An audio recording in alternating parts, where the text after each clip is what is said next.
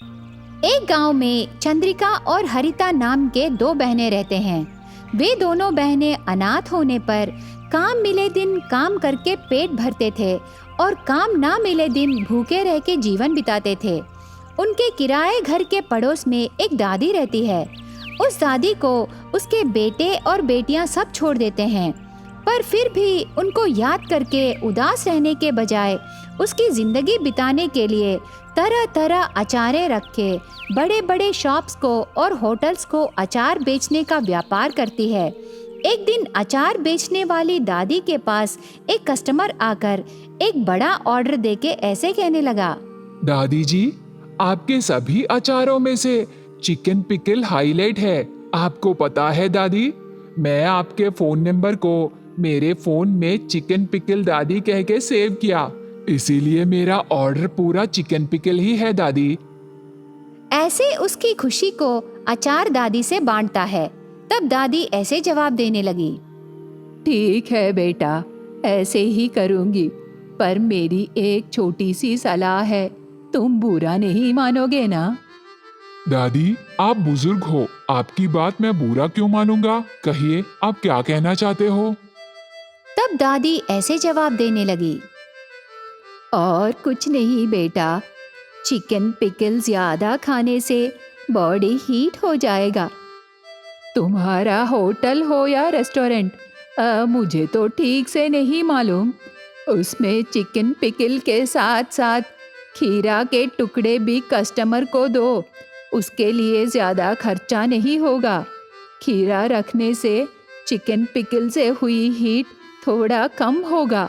बस मैं तेरे व्यापार में उंगली रखी करके बुरा मत मानो बेटा, मैं तो बस यूं ही कह रही हूँ। तुम्हें पसंद आए तो ऐसे करो।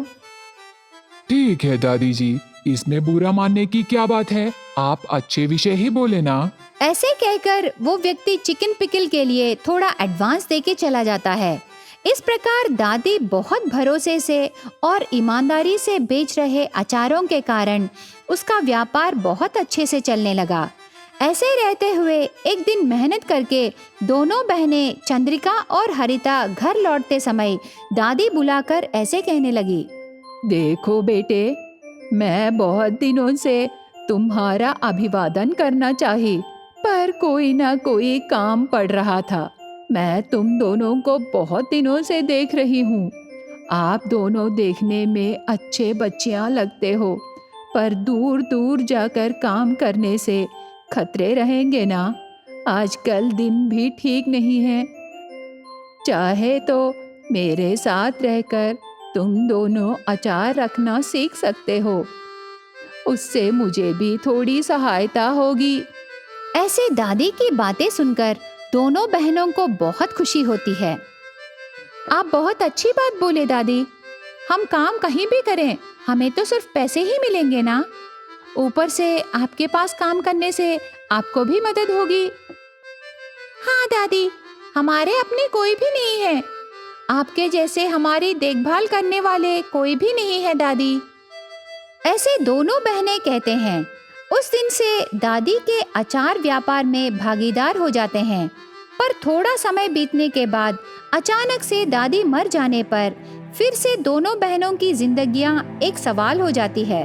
तब दोनों बहनों ने दीदी, दादी का देहांत हो के 1 महीना हो गया है। हम गरीबी और परेशानियों में पड़कर भी 1 महीना हो रहा है। अब हम क्या करें दीदी? मुझे अभी कुछ समझ में नहीं आ रहा बहन। ऐसे दोनों बहनें उदासी से दादी के घर के सामने बैठे रहते समय बैंक से एक आदमी आकर दोनों बहनों से ऐसे कहने लगा। यहाँ चंद्रिका और हरिता नाम के 2 बहनें कहाँ रहते हैं? ऐसे पूछने पर चंद्रिका आश्चर्य होकर, हम ही हैं सर, आप कौन हो? मैं बैंक से आया हूँ। ये दादी उसकी कमाई से थोड़े तुम्हारे नाम पर और थोड़ा अनाथों के नाम पर लिखी, उसका चेक मैं तुम्हें देने आया हूँ। ऐसे कहने पर गरीबी में रहे अनाथ बहनों को बहुत खुशी होती है। उसके बाद वो चेक लेकर दादी के चिकन पिकल व्यापार को फिर से शुरू करते हैं। तब वो पहला कस्टमर फिर से आता है। ये दादी की मृत्यु के बाद मैं उसके चिकन पिकल को मिस हुआ सोचा।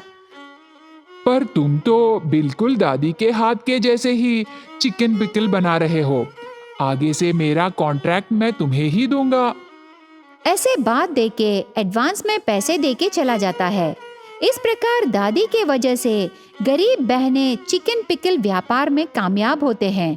वो बहुत कम समय में ही दादी के नाम का चिकन पिकल बहुत फेमस कर देते हैं दोनों बहनें। एक गांव में चंद्रिका और हरिता नाम के दो दीदी और बहनें रहते हैं। उनमें दीदी चंद्रिका काली थी और उसके सर पर बाल भी नहीं रहते, पर बहन हरिता बहुत गोरी और सुंदर थी।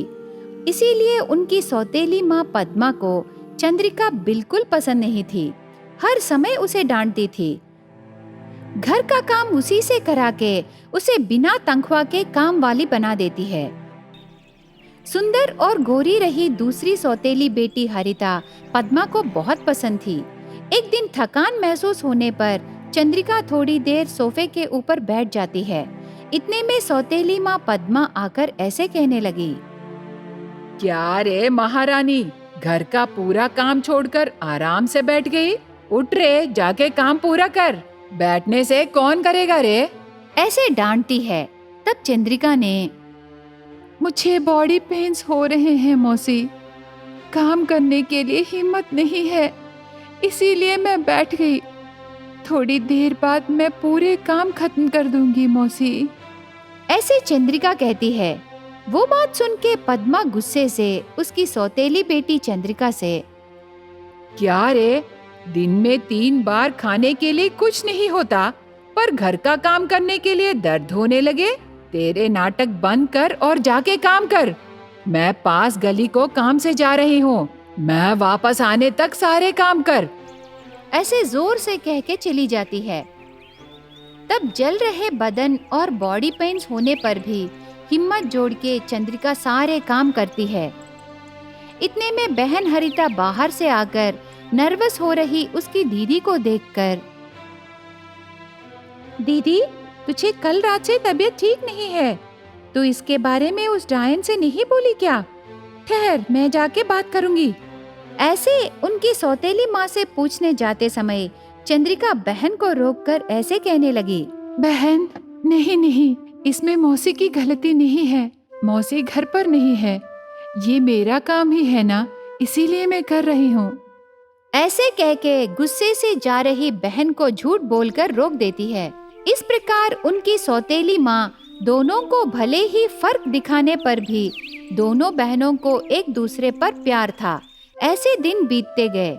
गोरी बेटी हरिता को प्यार से देखकर और काली और गंजी रही चंद्रिका को काम वाली से भी नीचे समझती थी। एक दिन सौतेली माँ बाहर जाने के बाद हरिता आकर चंद्रिका से, दीदी, तू हर समय घर में ही रहती हो, मौसी तुझे बाहर जाने नहीं देती। अभी वो डायन घर पर नहीं है, थोड़ी देर बाहर जाएंगे दीदी।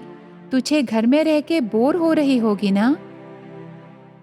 ऐसे बहन प्यार से पूछने पर चंद्रिका मना नहीं कर पाई।